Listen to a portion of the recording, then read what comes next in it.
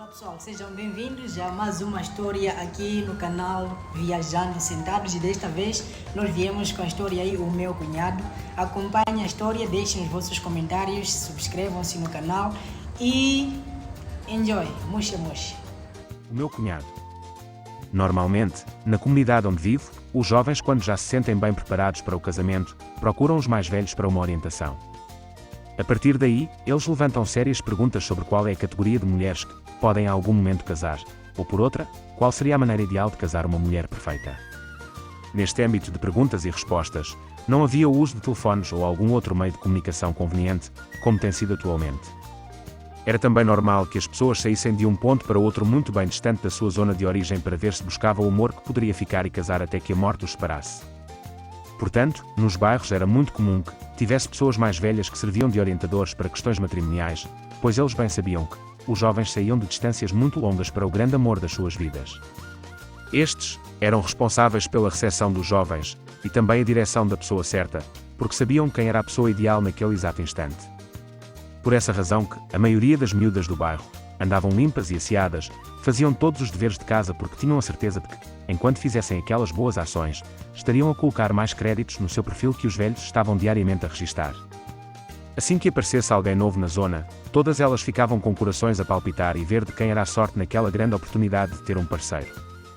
Mesmo com estes detalhes, ainda havia um e outro que era deixado de fora, porque jovens são atrevidos e muitas das vezes, nesta idade de adolescência, não seguem o que os pais mandam fazer. A essas, vinham o resto dos dias solteiras, ou se tivesse uma oportunidade em que um jovem do mesmo bairro aceitasse fazer a correção das lacunas e levasse para a sua casa. Assim a vida das comunidades caminhava sem sobressaltos.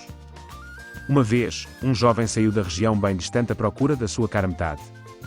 Motivado pela paixão e juventude muito bem guardada para aquele momento brilhante, o jovem foi-se hospedar numa zona onde todas as moças tinham aquele brilho da mulher africana. Ser mulher africana é ser uma mulher bela, cheia de vigor e força de vontade. Ela tem um olhar delicioso, um andar deslumbrante, ou seja, aquilo que é raro de se ver neste planeta, é possível ver numa mulher africana.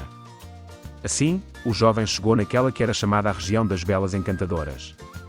Logo que ele chegou no bairro, todas elas ficaram a se questionar. Ó senhor! Que homem charmoso é este? De onde é que vem este rapaz educado e com um olhar apaixonante? Enfim, eram apenas questões que nenhuma delas estava na altura de responder. Logo que o rapaz chegou, foi ter com a comunidade dos velhos que poderiam dar a direção de qual destas casas ele poderia apanhar a sua costela esquerda. Não demorou, 2 dias depois, o jovem já estava numa casa onde os pais da moça eram pessoas finas. Numa casa de agricultores, aquele jovem podia comer de tudo que quisesse, desde o amendoim, a maçaroca até o mel que tinha em abundância naquela casa. Muitas das vezes, nós, os jovens, queremos ostentar aquilo que nunca tivemos nas nossas vidas e não sabemos arcar com as consequências caso seja algo que não nos leva a um bom caminho. Queremos impressionar a quem tenha tudo em fartura, queremos transparecer aquilo que não somos. Pois, essa atitude estraga muitos bons jovens ao nível mundial. Enquanto isso, com o meu cunhado, as coisas não difeririam. Primeiro é que ele estava numa casa onde não havia falta ou queixas nenhuma de comida, mas mesmo assim, a resposta do jovem quando fosse servida comida era: eu já estou satisfeito de tantos beijinhos e abraços que minha amada dá-me, estou satisfeito por enquanto.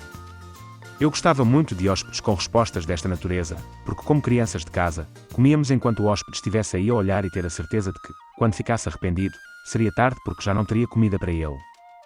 Lá o tempo foi a passar gradualmente, primeiro dia, segundo dia, terceiro, o quarto até o 9º dia sem que o jovem tivesse uma refeição condigna. Fome, não é, e nunca será a nossa amiga, porque ela ageia quando há falta de algo na barriga. No 9º dia sem comer praticamente nada, o jovem já ficava praticamente louco de tanta fome que sentia. Então, às 0 horas daquele dia, ele decidiu acordar a sua esposa para o ajudar a tirar umas 2 ou mais espigas de maçaroca porque ele já não estava a se aguentar, mas a esposa recusou por ser meia hora.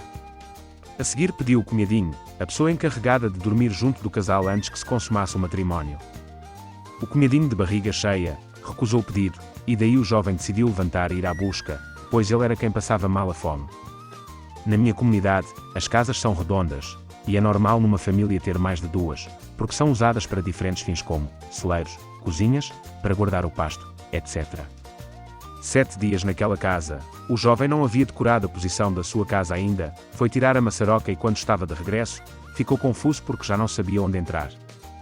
Foi daí que ele deixou que a sorte o tivesse conduzido, entrou e começou a assar as maçarocas. Na sua mente, haviam duas pessoas dentro da casa, a esposa e o cunhado.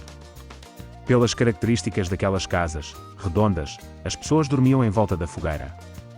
E quando estava ele a entrar, as pessoas, os sogros, ficaram a cochichar: o que é que o nosso genro veio fazer aqui?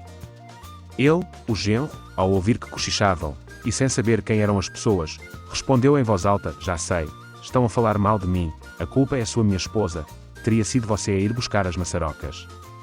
E você, cunhadinho, por ser um débil mental, houve simplesmente a sua irmã, não a mim, e deviam saber que vocês os dois cheiram mal, e à noite, eu não apanho sono. Dizia isso enquanto a sua mão arranhava os dois, que mal ele sabia que se tratava dos seus sogros que estavam deitados. Foi fazendo isso até que a paciência dos seus sogros se esgotou, e em voz alta disseram: ó genro, o que foi que fizemos para nos tratar desta maneira? Assustado com a pergunta, ele solta uma voz e diz: estou na casa errada. E de seguida, saiu a correr e para nunca mais voltar. E como resultado disso, perdeu uma boa esposa e uma grande família que tivera educado a sua filha para que cuidasse daquele jovem manso que estragou o seu doce destino por questões de vergonha, ou ostentar aquilo que ele realmente não era. Como dizia a minha avó, ele meteu as pernas pelas suas próprias mãos. Por isso, a partir daquele momento, nós, os mais novos que não pretendíamos casar ainda, éramos educados a ser verdadeiros, primeiro connosco e depois com aqueles que nos amam e educaram-nos até chegar à idade que temos hoje. Ok, então esta é a final da história O Meu Cunhado. Não percam, na sexta-feira teremos mais uma história aqui no canal Viajando Sentados, do livro Infância do Cowboy e seus mistérios. Então, próxima semana teremos uma história também muito interessante do senhor e a bicicleta que aconteceu num dos mercados muito famosos da cidade de Chimoio. Então, espero por vocês todos e até sexta-feira. Muxe.